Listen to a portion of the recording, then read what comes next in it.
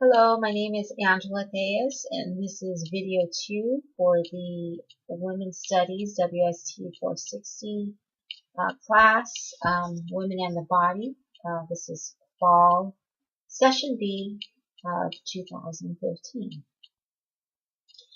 And today I wanted to talk about sexuality.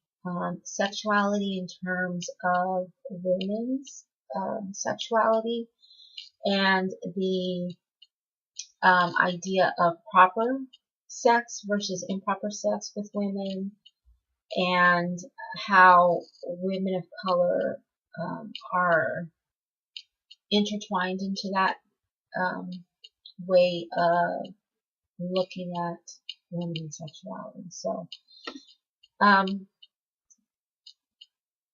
for many years, decades, centuries, the proper sex definition has always been the male and female combination. Interaction, intercourse, relationship, that is considered the proper path that society takes. If you want it to be considered proper for females, you remain the virgin, you are pure until the day you were married, and you maintained that demeanor of non-sexual type of person even after you're married. That was, you reserved who you were sexually for your husband.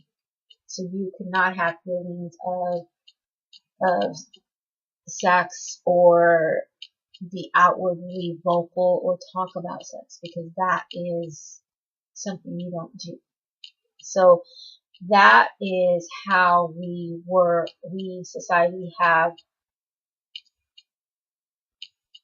defined proper sex for women. Remain pure and faithful and demure, and you stay with your husband through the thick and thin, through whatever happens.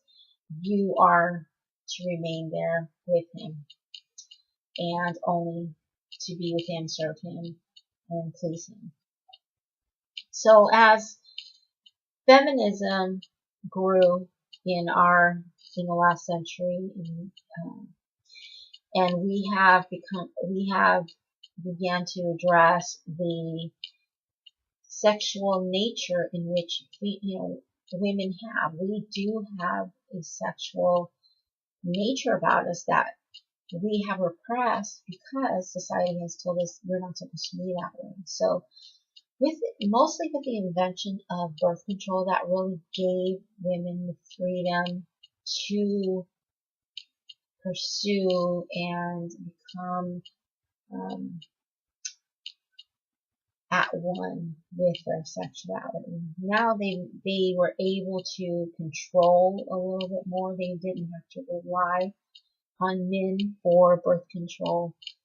So now they had some power when it came to their sexuality and the consequences that may occur when having sex. So once that became once women began to find their own way, and you no longer fit and followed the norm, the religious definition of proper sex, you now became the women who pursued their own sexuality and their own path. Now we're considered part of improper sex, and the way they envisioned improper sex as women that are loose and that enjoyed sex and that not promoted but displayed their sexuality and didn't hide it like they were taught years before. So that definition of a sexual woman now has grown into, you know, sluts and whores and we call today's um, I forgot the name of it, but there's a term that we have in society today for thoughts. That's what it's called. So we have created all these negative, very harsh names and um, just ways to address women who create their own sexuality and display it.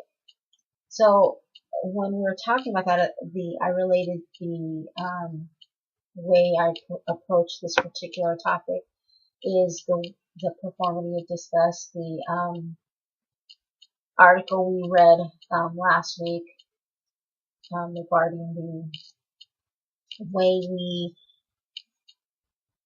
categorize, the way we label something to create a definition of it. So once we decide that this is not where we are going, so we have gone from proper, you know, you are demure, a woman, you are demure to a woman, you have feelings of sexual feelings. Now you are outside that way we want you to. You are no longer following the path. You are now on your own path, and now we're going to, because you're not following what we told you to, now we're going to start labeling you to show others that this is not the proper way.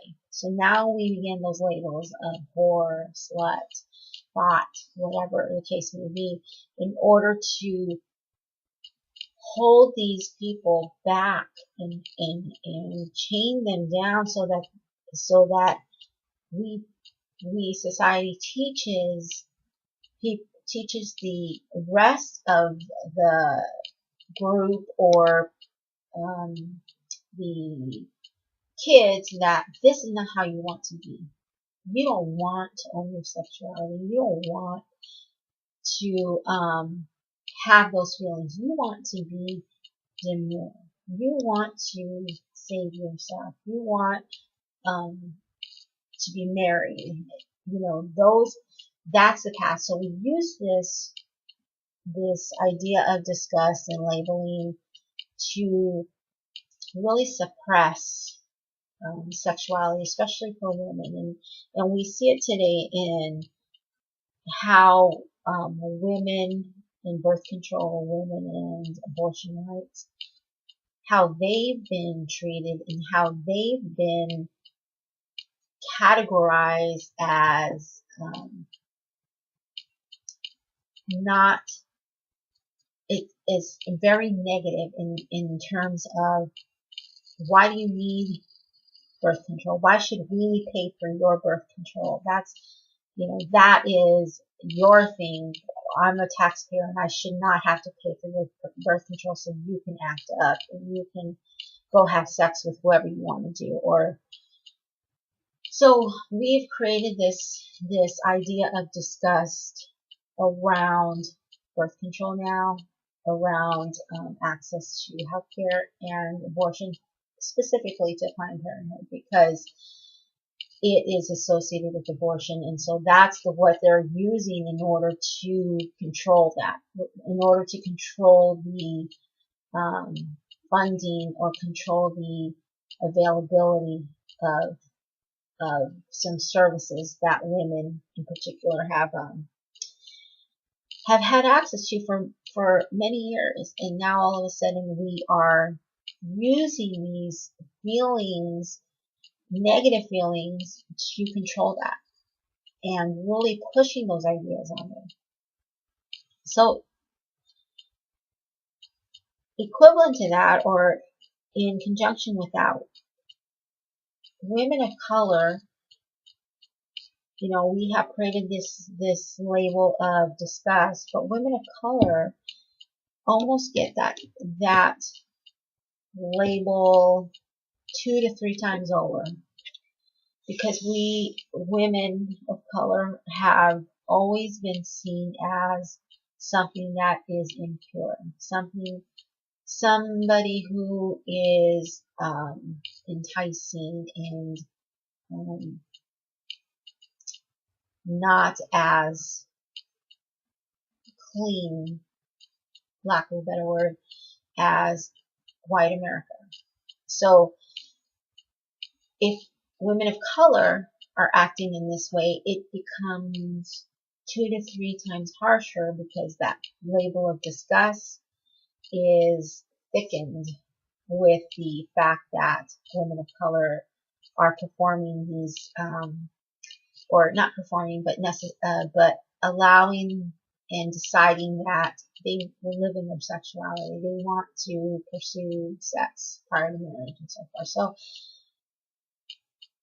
the feelings in this labeling create a way of